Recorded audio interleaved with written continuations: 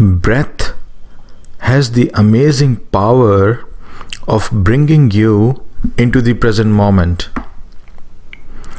Because you can breathe only in the present moment. You cannot breathe in the past or in the future. And that's the beauty of it. This breath has the power to take you to the source of this infinite creation, the infinite universe that you see out there. It has the power to take you beyond time.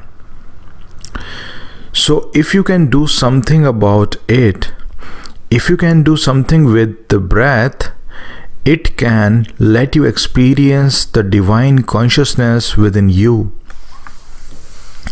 So today, I'm going to talk about the breathing meditation, about how you can practice it. But before I start talking about the breathing meditation, I want to tell you some basic things which you must keep in mind before you start any meditation. Firstly, it is the posture. You must sit in a posture in which you find yourself absolutely comfortable, in which you can remain still for as long as possible.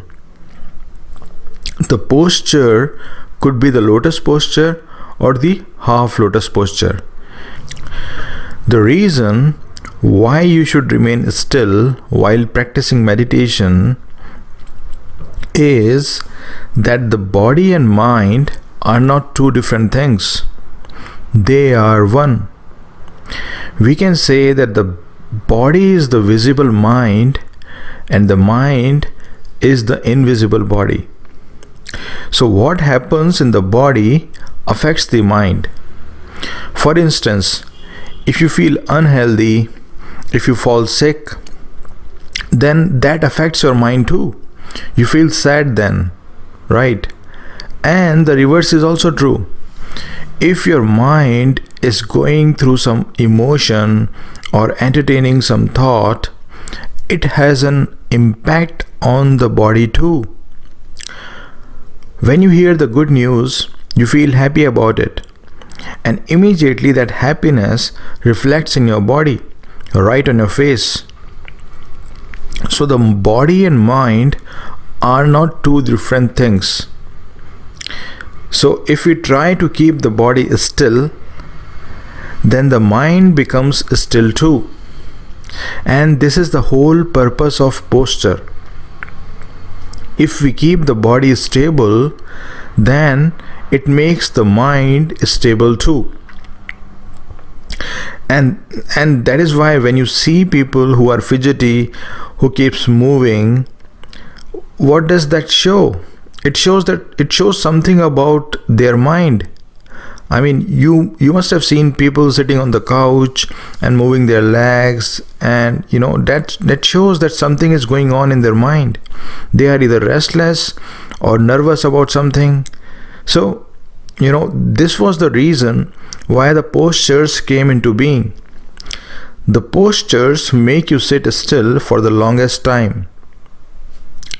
So now the second point, it's about your back, about your spine. It should be kept straight while doing meditation, and your neck should be in line with your spine. Let me repeat that. Your spine should be straight and your neck should be in line with your spine. And now the last and the most important thing, it is that you must feel absolutely relaxed before doing any meditation. If you don't feel relaxed, then the whole purpose of doing the meditation is defeated. You can't discover your true nature unless you feel relaxed, right? And feeling relaxed is the meditation in its own right. It is a technique that you can develop. You can remain relaxed all the time. You can cultivate this habit of remaining relaxed no matter what happens. And it's beautiful. It will help you in your spiritual practice. It will help you in knowing who you are. No matter what happens, try to remain relaxed by breathing slowly and deep. When you start breathing slowly and deep, you feel relaxed immediately. The mind then calms down. The nervousness, the restlessness, the anxiety, the worry that disturb your mind disappears. So now let me tell you about the breathing meditation, how you can practice it. There are 2 points where you can practice this breathing meditation. One is the belly and the other is the nostril. So let me tell you how you can practice it at the belly. In this, you have to be aware of the movement of the belly when you breathe in and breathe out. What happens is, when you breathe in, the belly rises, it comes out, and when you breathe out, the belly goes in. So you have to be aware of this belly movement. Now, while watching the belly movement, if any thought arises in your mind or any emotion arises, then bring that thought and emotion too in your awareness, right? Then stop watching the belly movement and bring awareness to that thought and emotion. And don't judge that. If you are having some negative thoughts in your mind, then don't judge those thoughts. Don't say that, oh, it's a negative thought and it's really not good. Don't put labels on the thought. And the same goes for the emotions also. If you are having anger or sadness or any negative mood or anything, just bring it in your awareness. Throw the light of loving awareness on it. That's all that needs to be done. If you judge it, then you are again feeding those emotions and those patterns of the mind. Your attention, your attachment is the food for those thoughts and moods. But if you don't give them any attention, then those moods and patterns, the negative patterns, they just disappear. And when they disappear, the energy that was trapped in them, it gets released, right? And gets absorbed in you. So when you are, let me repeat that. When you are watching the belly movement, and by watching I mean watching with loving awareness, right? Watching sounds as if you are concentrating on it, but it's not concentration, right? You are letting that belly movement happen in your awareness.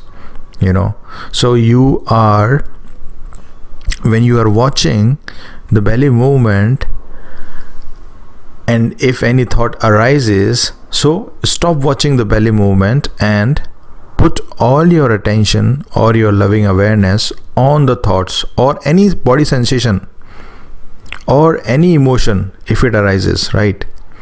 And when it disappears, then again come back to the belly movement. And another point where you can practice the breathing meditation is the nostril. When you breathe, you feel certain coolness in your nostrils. And that is what you have to be aware of when you practice this meditation. So when you breathe in and breathe out, you feel certain coolness in your nostrils. So you have to remain aware of it. So this was about the breathing meditation. Now when you are watching the coolness in the nostril,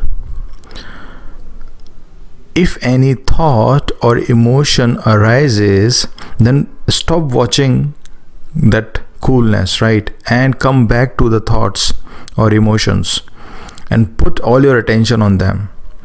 So when you become aware of the thoughts and emotions as they arise, they disappear. And then again come back to the nostril. So this is the same, as we did with the belly movement, right? If anything arises in the body, let's say, so you're feeling some sensation in the body, so you stop watching the nostril and put your attention on the sensation of the body, right? And if you become aware of whatever arises, then that thing disappears for sure.